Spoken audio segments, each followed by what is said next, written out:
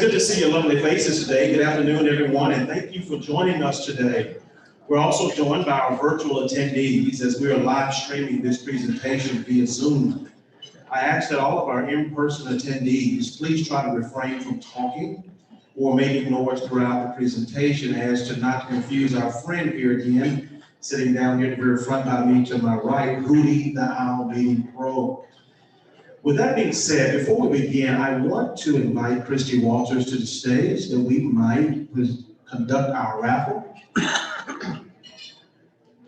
we go.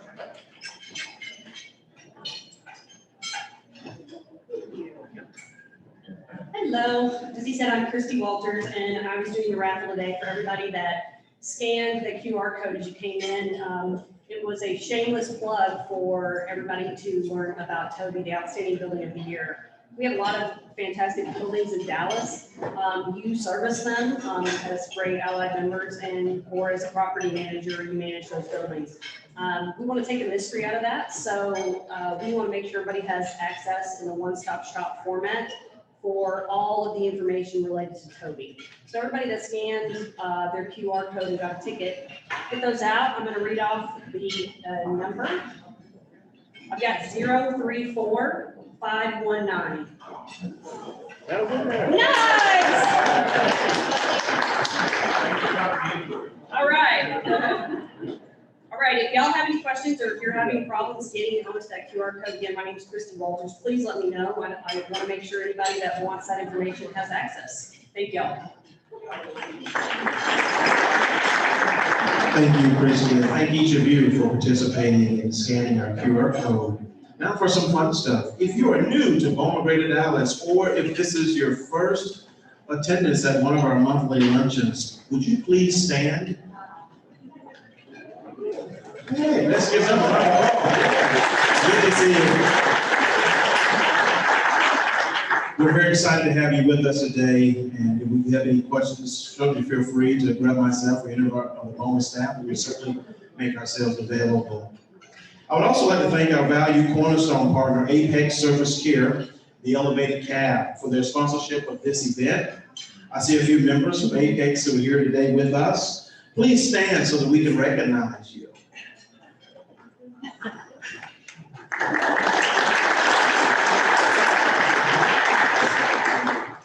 We will hear more from Christy Early and Carol Gray in just a few moments. I would also like to recognize our 2021-22 official partners.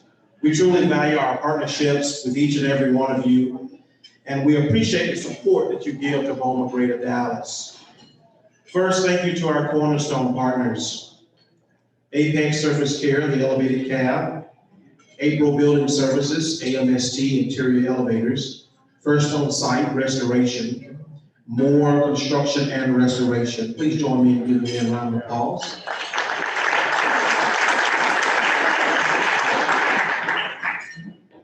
Our Keystone partners, America's Corporate Building Maintenance, Blackman Mooring and BMS CAT, Bridgeton Building Maintenance, Servipro Painters of Far North Texas, Citywide Building Services, Cotton Commercial USA, Flynn Companies, Promise Total Services, Reef Parking, Texas Roof Management, Empire Roofing, Facility Solutions Group, Night Restoration Services, Master Construction, Select Commercial Services, Sun Commercial Roofs, Superscapes, and United Protective Services. Please join me in giving these partners a round of applause.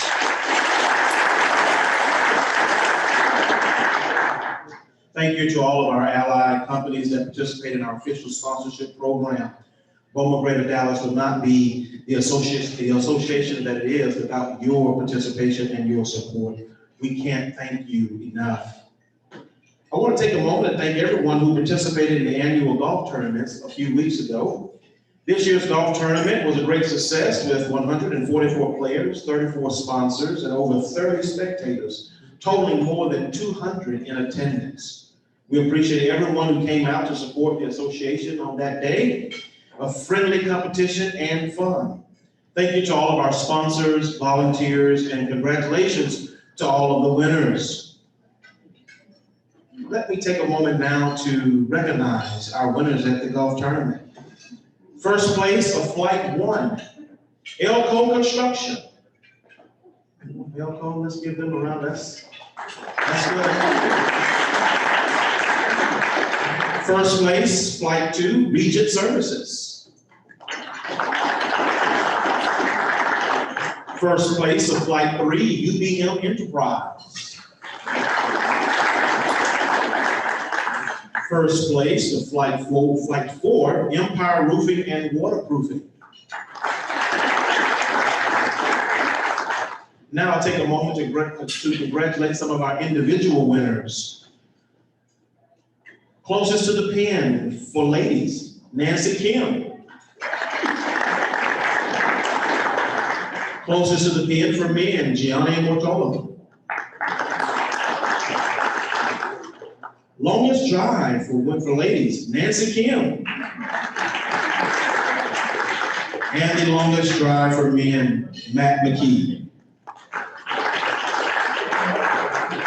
If you want to check out any of the photos from the event or the tournament, you can certainly go out to the Beaumont Greater Dallas website and click on the link, golf tournament, to see all of the photos from that event. The Beaumont Greater Dallas Foundation and Education Committee invites you to join us for a state of the market update for the Dallas-Fort Worth area, hosted on this Thursday, March 20th. Learn what's occurring in the commercial real estate market and how this industry will rebound in a post-COVID-19 era, and how this world and how our commercial industry will be impacted in this world. Panelists for this event will include Scott Moore, Managing Partner and Chief Operating Officer with Hope Lunsford Commercial, JJ Leonard, Managing Director and Partner with Stream Realty Partners, Haley Collard, Director of Leasing and Marketing with Rosewood Property Company, Ben Kuzin, Vice President, HPI Real Estate Services and Investment, and Banks Newton, First Vice President, Lincoln Harris CSG. Join us for breakfast at 7:30 a.m., followed by an interactive panel discussion from 8 a.m. to 9:30 a.m. There will be plenty of time for questions and audience participation. The good news here is registration is free. Thanks to our sponsor, ADM Security Solutions. Let's give them a round of applause.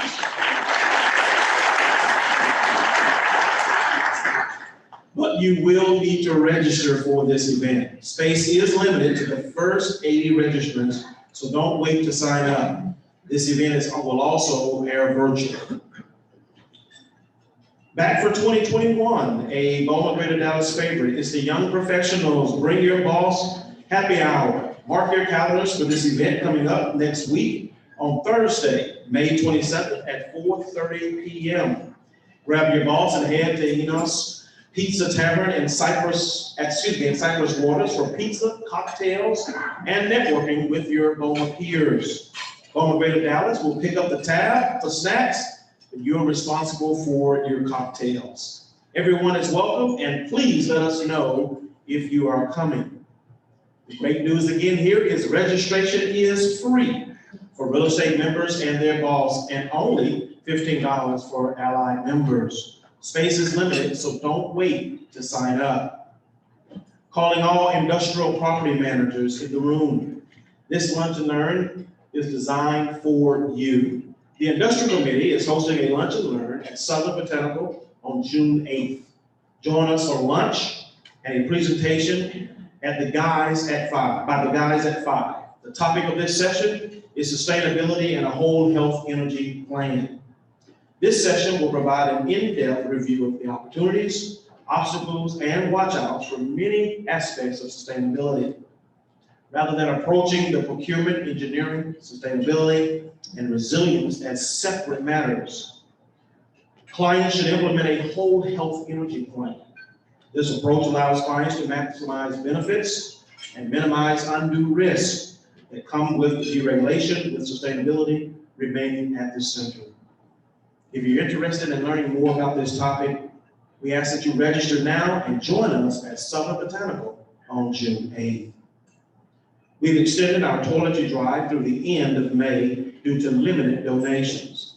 The Community Service Committee approved appreciates your donations and urges those who are able to make donations to participate.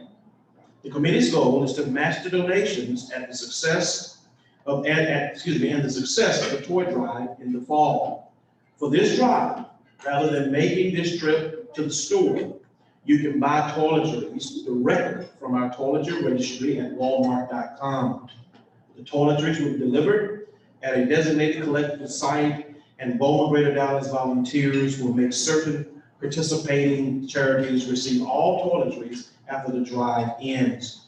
To participate in the drive, scan the QR code on the flyer that's on your table, or go to the registry link on the website. Let's come together and help support our Greater Dallas community and make our donation by May 31st. Thanks in advance for your participation. As many of you know, the Bowman International Conference and Expo has been postponed due to the capacity restrictions in Massachusetts related to COVID-19. Bowman International has decided to move the 2021 Conference and Expo in Boston to October 6th through 9th. Your registration will automatically be transferred to the fall event. If you're no longer able to attend this event due to the rescheduling, your registration fee will be refunded. Bowman International apologizes for the inconvenience and looks forward to welcoming Bowman Greater Dallas in 2021 at the 2021 October event. To view the revised schedule of the event, please visit www.bowmanconference.org.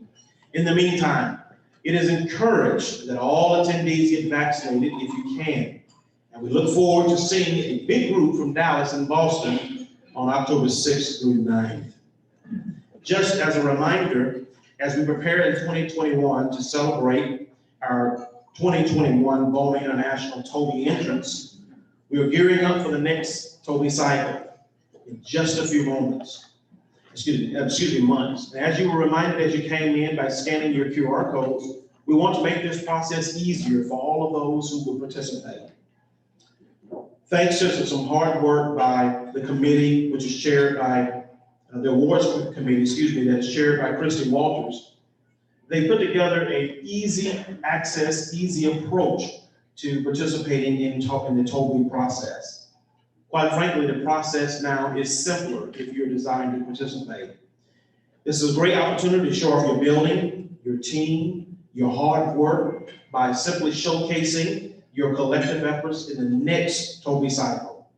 As you've already, for some of you who've already scanned your QR codes, this is a reminder for those who may not have done so. If you would please scan your QR code and simply follow those easy to follow instructions to join the group. We promise this will be a much smoother and easier process, and we look forward to seeing many more entrants in the next Toby cycle. Now I'd like to introduce today's luncheon sponsor, Apex Surface Care, the elevated cab, and welcome Carol Gray and Christy Early to the stage. Carol and Christy are going to tell you a little about Apex, the elevated cab, and introduce today's speakers. Thanks, ladies, and I will hand it over to you now.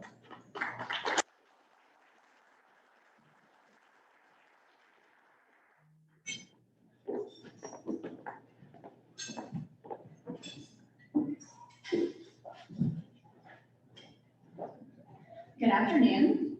We are thrilled. I'm Christy Early with Apex Surface Care. This is Carol Gray. She's with the Elevated Cab. We are very excited to be a cornerstone partner this year, as well as your luncheon sponsor today. So Apex and the Elevated Cab, we are two companies that fall within the Corporate Floors family of brands. So since 1997, we've maintained and restored millions of square feet of vertical and horizontal surfaces throughout North America, meaning your floors, your metal, wood, upholstery. So Apex formerly was the maintenance division of Corporate Floors. So Apex does the surface care, Corporate Floors does the installation of flooring, and then a year ago, we opened or launched a janitorial division, which is Apex Property Services, or APS, not to be confused with Air Performance. baby us. And then 3 months ago, we launched the elevated cab. And so she's going to explain that here in just a second. That all of these companies that are under their family of brands, we all operate and manage separately, but we work together as a team or a family, if you will, to offer a consolidated pool of resources and knowledge and products and services. So with that, I'll let Carol tell you about the elevated cab. I am Carol, and I've been in the elevator industry going on 27 years this summer. So it is a passion of mine, and we had an opportunity to open a new division with corporate floors and all of our sister and family brands, which is really exciting. So the elevated cab is what it says. We actually do custom cab interiors, everything from design all the way to installation and turn over to the customer. We work with everybody from GCs, architects, real estate, and even the OEMs when it's applicably applied correctly, right? So with that in mind, I want you to feel free to call us, the elevated cab, for any of your elevator needs. We want to make sure that we service our Boma friends as highly and respectfully as possible, and I certainly look forward to the opportunity. All right, now I'd like to introduce the featured speaker of today's luncheon, Paul Hendershot, Director of Analytics for CoStar. Paul oversees creating compelling data and analysis to enhance the visibility and understanding of the North Texas, Oklahoma, and Arkansas markets. Paul previously served as Director of Research for the Carolinas for JLL, Director of Research for the Charlotte Chamber, and Adjunct Professor of Applied Economics at the University of North Texas. His research has been highlighted in the Wall Street Journal, San Diego Union Tribune, BizNow, Charlotte Observer, Dallas Morning News, and NPR. In addition to his research, Paul served in the U.S. Air Force as a communications specialist. He worked in presidential communications and volunteered to participate in Operations Joint Endeavor, or IFOR, in Bosnia. Paul studied sociology at the University of North Texas, receiving his BA, graduating cum laude. He soon began his graduate work in applied economics at the University of North Texas, receiving his MS outside of work. Paul is an avid aviator. Paul will share his expertise of the North Texas market by discussing the state of the market and other relevant information from CoStar. Welcome, Paul. I'll hand it over to you.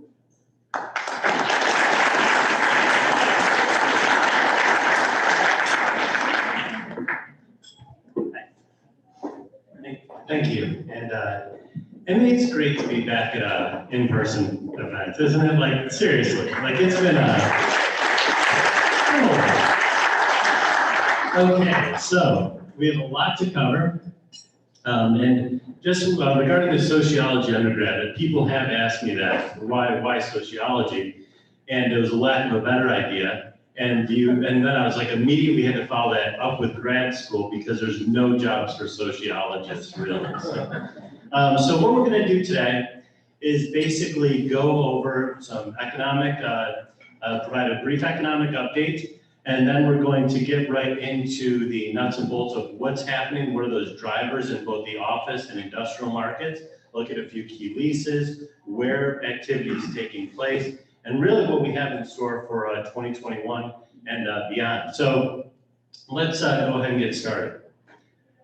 Man, I can't see this slide, so. Okay, so here we go. I don't have the clicker, so I'm kind of flying semi-blind, so we'll see how this goes.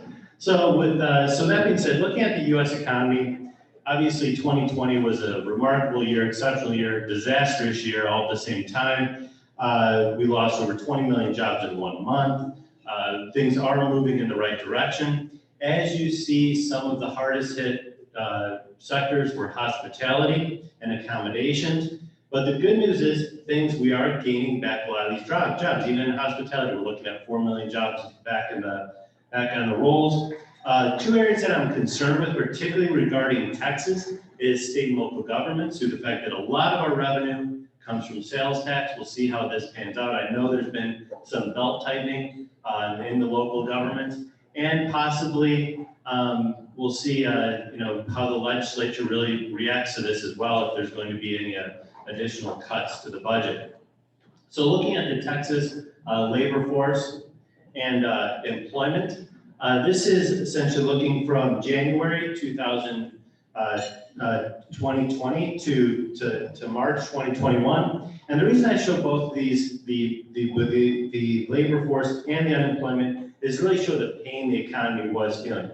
We had over 600,000 Texans leave the labor force that were no longer counted. At the same time, we had about 2 million folks just completely fall out. Look, with 2 million people lost their job. So that was about 2.6 million Texans out of work. Good news is we are at 96% of our pre-pandemic employment levels, and things are looking up. Looking at the unemployment picture, we spiked at about 13%, just over 1.7 million looking for a job. And that's, again, not counting those folks I showed earlier that fell out of the labor force. So this might have been as high as 16%. And we are not at the 3% we were kind of heading into this mess, but we are at a very respectable 7%. So as you see, we took the Mike Tyson punch. As Mike Tyson said, everyone has a plan to get punched in the face. Well, we survived that, but we're still navigating some choppy waters for the next few months as we're going to see the job numbers nationally and in Texas fluctuate, because I think we've got all the low-hanging fruit we can out of this thing. So we're going to start to see job creation slow down as we really move and drive this economy in the right direction in earnest in the in the second half of the year. In terms of Texas, here we go. Let me skip this view here. So Texas is outperforming. There's an old adage of the dirtiest clothes in the dirty clothes hamper, and Texas definitely qualifies as that when looking at Austin, San Antonio, and Dallas-Fort Worth. We're about 3% short of looking at year-over-year change, but compared to some of the other metropolitan areas, particularly on the coast, they're still in double digits in terms of employment losses. So again, we are outperforming the rest of the country. Anyone that's been here for a while knows we tend to be the first ones in, or the last ones in and first ones out whenever there's a downturn. And this is again playing out in this scenario as well. So looking at the census data that just recently came out, kind of reports what we all know, looking at traffic, looking at the number of houses built, everything going on. Texas we added more residents than anywhere else in the country. Dallas-Fort Worth has added about 120,000 people a year during the last decade. Again, unprecedented levels of growth. And there we have the metro data. I think, yeah, looking at the metros. Again, Dallas-Fort Worth is ahead of Phoenix. Houston is coming in a strong third. High-flying Austin is in fourth. And San Antonio is an interesting story as well. People don't think of San Antonio as a high-growth market, but there's a strong decade for San Antonio as well. So looking at the possible scenarios, at CoStar, we utilize Oxford Economics. It's a widely used shop used by everyone from the Federal Reserve Bank of Atlanta to the Bank of Japan to come up with our forecast. And we anticipate, this is an aggregate of the 4 Texas metros, and we anticipate pretty much things recovering completely by the end of 2021, beginning of 2022. We are currently tracking right near our moderate upside to our base case scenario. So again, things are looking good in Texas. And then I have to show our moderate downside because everything is still predicated on the path to the pandemic, and it is a global pandemic.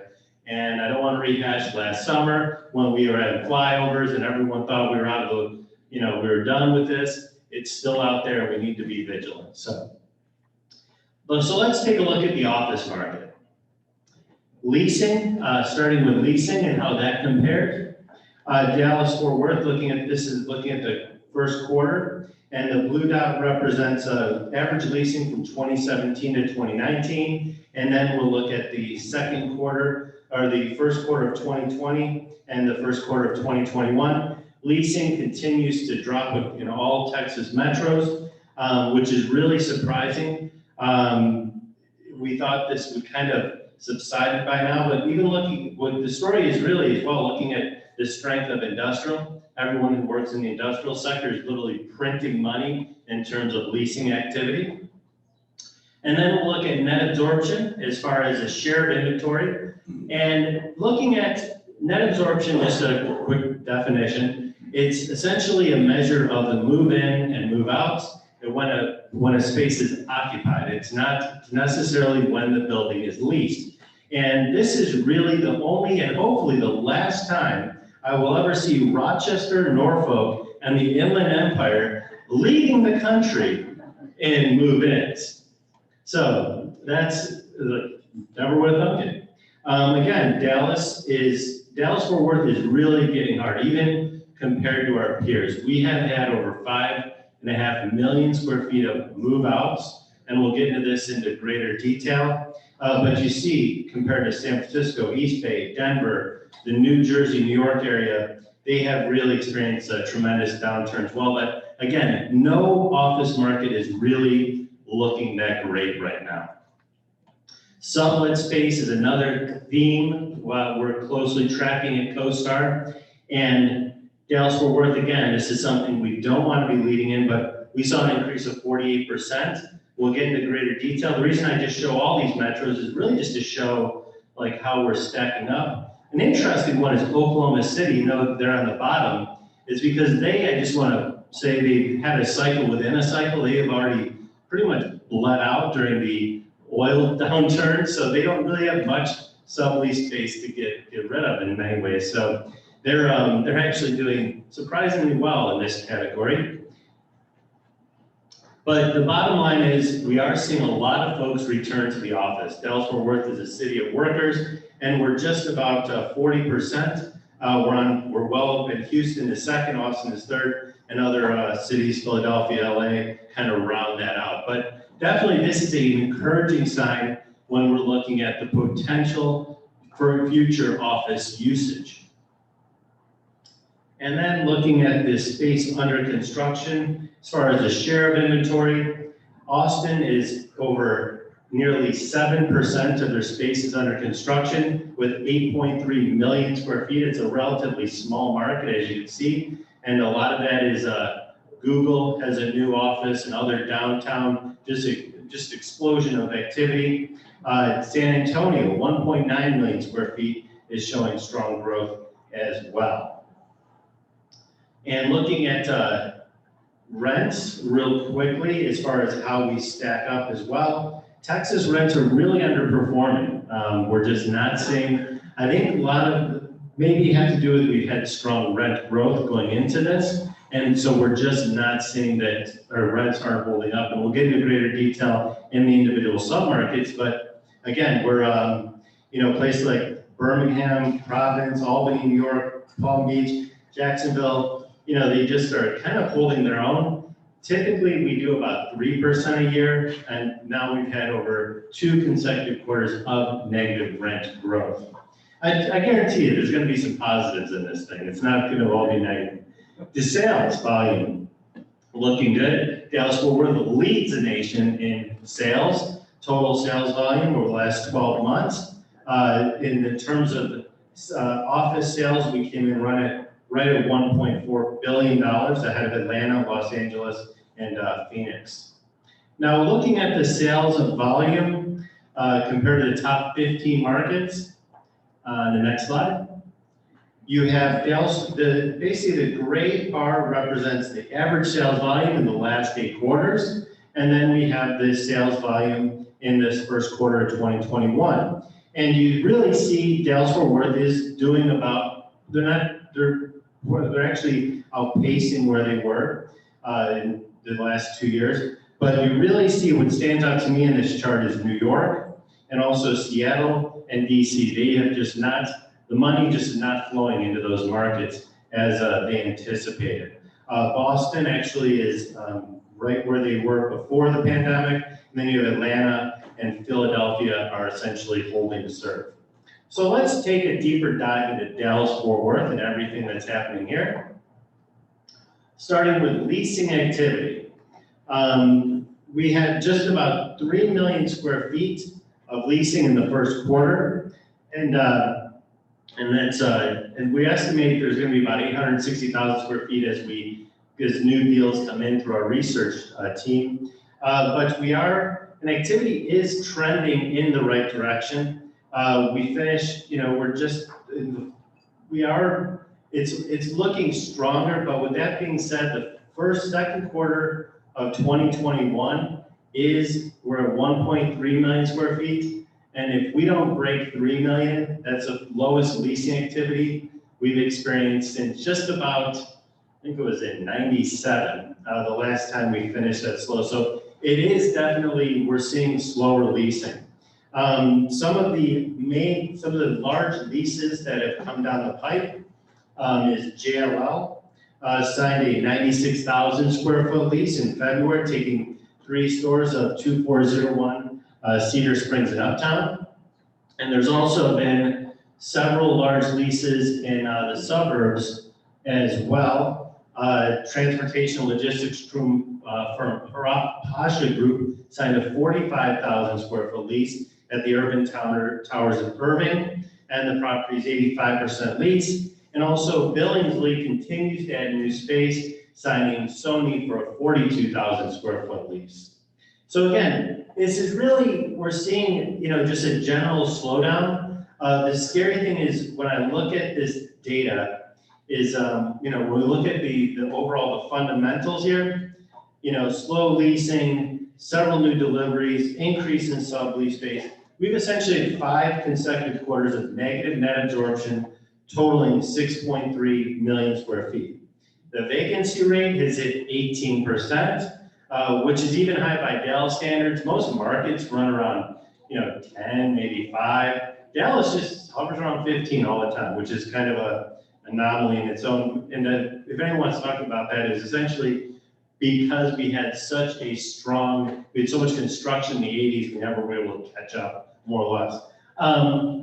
But realistically, we are projecting, if you will go back one more slide, we are projecting the market to settle in kind of the second half of the year. We will see things stabilize, and we should end the year on a positive note in terms of move-ins and move-outs, and start to see the vacancy rate begin to go down. But this is all, again, there's a lot of unknowns still out there. Looking at the winners and losers by net absorption by submarket, we track 45 submarkets across the North Texas region. 20 reported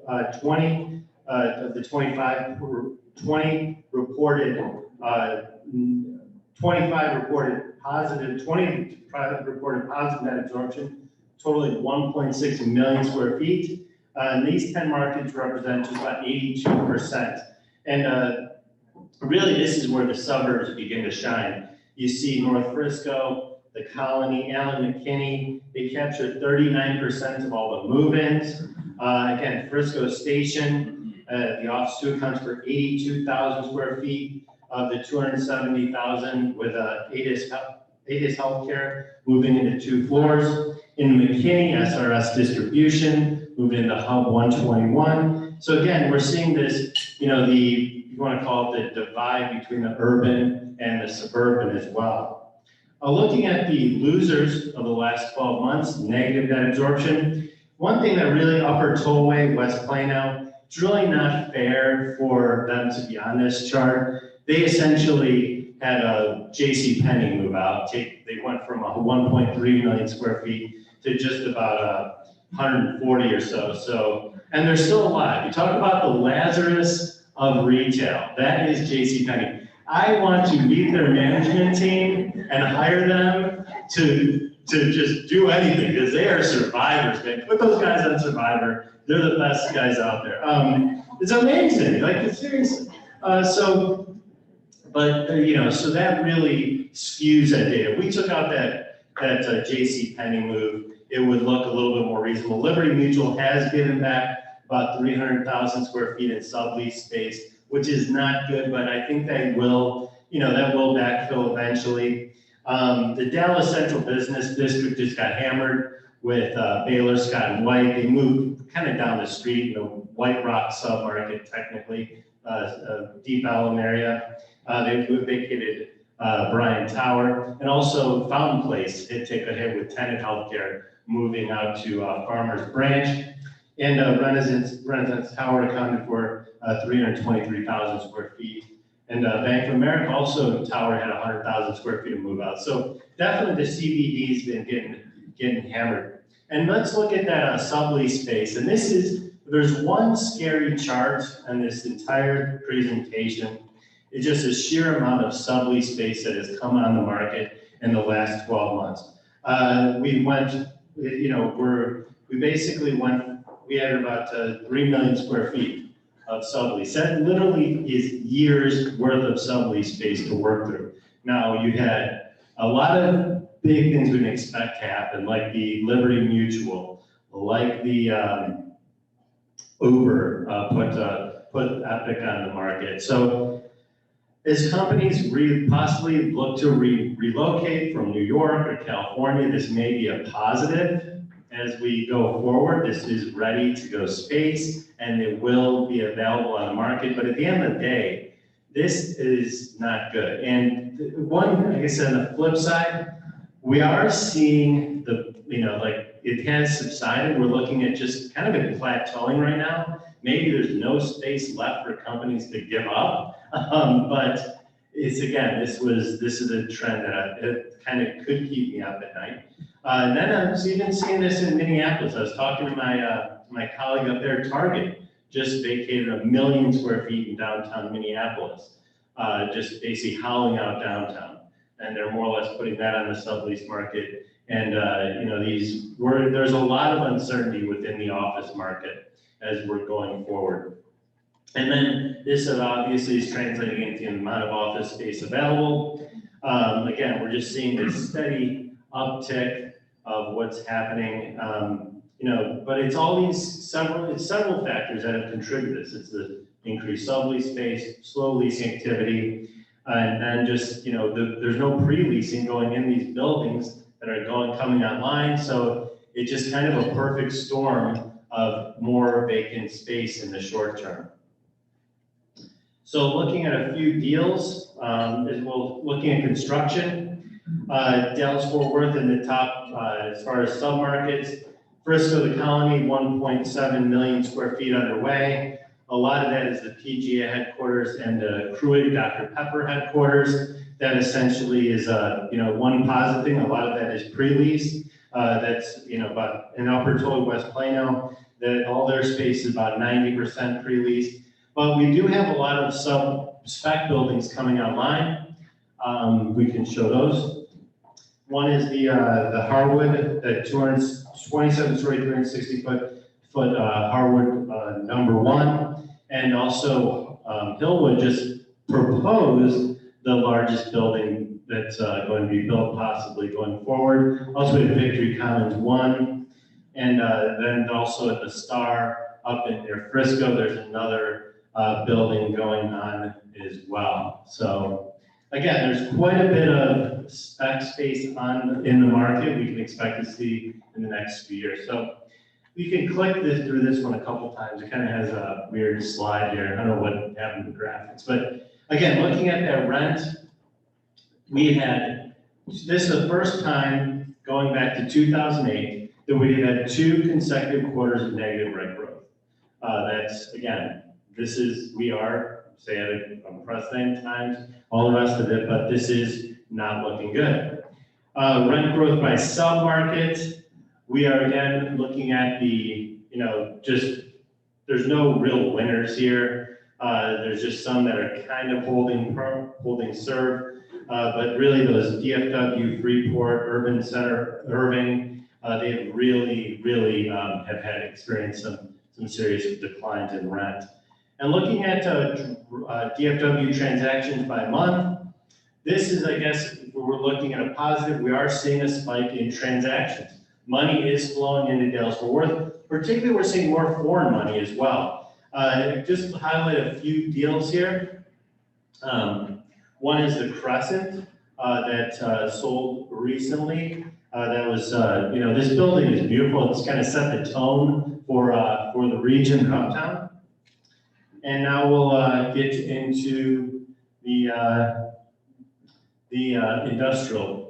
And here's another sale at the Preston, it's in Preston Center as well. Yeah, I've got 2 slides here. Okay, industrial. Here we move on to industrial. We could go ahead and skip the next 2 in terms of leasing activity. I really want to get into the the absorption. Dallas-Fort Worth obviously is leading the charge in terms of absorption. With 24.5 million square feet, we continue to outperform the rest of the country. In terms of deliveries, we have the one largest construction pipelines in the country, over 31.7 million square feet, or 31 million square feet, and we continue to deliver more space. And then also the most in construction as well. But we should go ahead, let's go to this is Dallas industrial market. I could finish that up because essentially this is a few comparisons. And I was going to share these slides anyways. We can look at those. Yeah, let's start there. So looking at the Dallas leasing activity, we had 57.7 million square feet in 2020, 2,500 leases signed. 2020 was the high water mark of the decade. And, we typically average about 42.5 million square feet since 2010. Again, 2021 is off to a strong start with 14.4 million square feet. Just a couple of leases, Uline signed a 1.1 million square foot deal. HelloFresh signed another 392,000 square foot deal at DFW Airport. And then looking at the construction by submarket, really when I look at this, Southeast Dallas, there were over 10.8 million square feet. South Central Tarrant County, 4 million square feet. And really that next industrial, if you want to call it frontier, has emerged right at 1.8 million square feet in Forney, Terrell. And that's really the Amazon has this place they're building. So moving on to the availability of what are we overbuilding and what is pre-leased. This is kind of an interesting analysis. We're looking at the total construction and pre-lease space. The pre-lease space is, we have 66% of the market that is available right now, the highest level. So is the market overheated? I don't know, it's hard to say. I mean, because we tend to always absorb, we tend to keep up, the market tends to basically outperform, and we just seem to do well. But this is a possible headwind looking at the industrial space. And then it is concentrated in a few submarkets, mainly Southeast Dallas, I-45 around the Inland Port, and also Northeast Tarrant Alliance. Those two hubs of industrial space. And looking at a few new construction projects, that 1.1 million square feet in Terrell, Forney, and also up near McKinney Airport, there's a construction as well. And looking at the fundamentals, Dallas-Fort Worth has been a rock solid performer over the last decade. There is that spike in the first quarter of 2021 in construction that I believe may prove a problem possibly, but we seem to be absorbing it. And rent growth is again impressive going forward. We anticipate the market to continue to perform well in the short term. So looking at the sales volume, again, DFW is, we're seeing more deals coming in, particularly in the 2020. 2021 has been off to a bit of a slow start, but we are anticipating things to pick up. And I just want to highlight a few deals. One interesting one is the Amazon deal out at the airport. Is kind of a unique, one-of-a-kind building.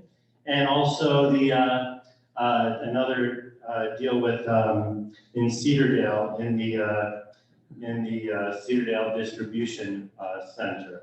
So with that being said, we have just a couple closing thoughts here. The outlook I provided does hinge on the vaccination efforts. The economy continues to outperform. The Census Bureau basically reinforced what we've been living. And while we are back to one of the highest back to the office metros, I believe there is a lot of uncertainty within the office right now. But I truly believe the office will serve as the cornerstone of a corporate identity and also really serve as that, the keystone for a lot of companies. So I don't see the office disappearing. I just see it kind of, like retail, it's evolving right now. And, the future of the office is uncertain, particularly related to that sublease space. And that's really going to, that could be a problem going forward. So again, I'd like to thank you all. There's my contact information, and we have some time for questions if anyone has any questions. Yeah. Are you seeing this slowdown in corporate relocations? In terms of, actually I spoke to a colleague, a friend of mine at the Dallas Regional Chamber, and they're seeing a lot of people making calls, but no one is willing to pull the trigger right now. There's just too much uncertainty right now.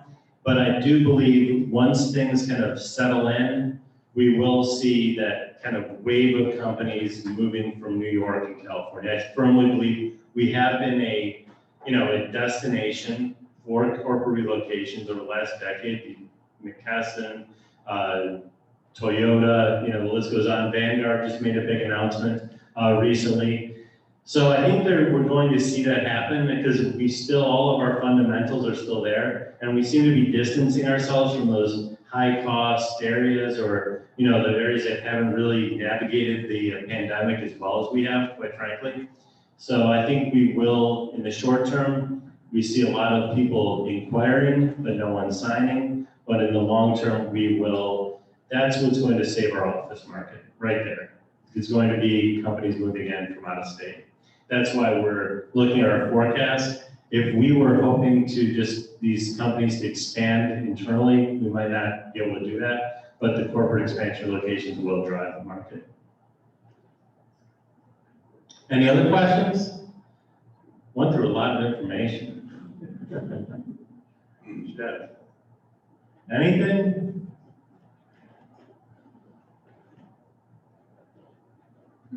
Okay. Well, thank you again. And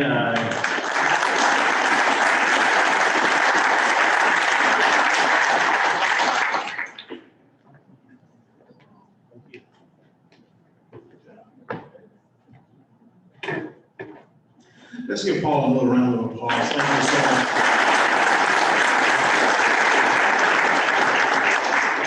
Thank you for joining us today, Paul, and sharing your expertise with us. This is really insightful and great information. I'd also like to thank again and acknowledge Apex Surface Care, the Elevated Cab, for their support in sponsoring this event. Let's give them another round of applause. Well, it's time to wrap this one up. Thanks for coming out, everyone. I look forward to seeing you at our next luncheon on June 15th. If there's nothing else, this meeting is adjourned. Have a great day.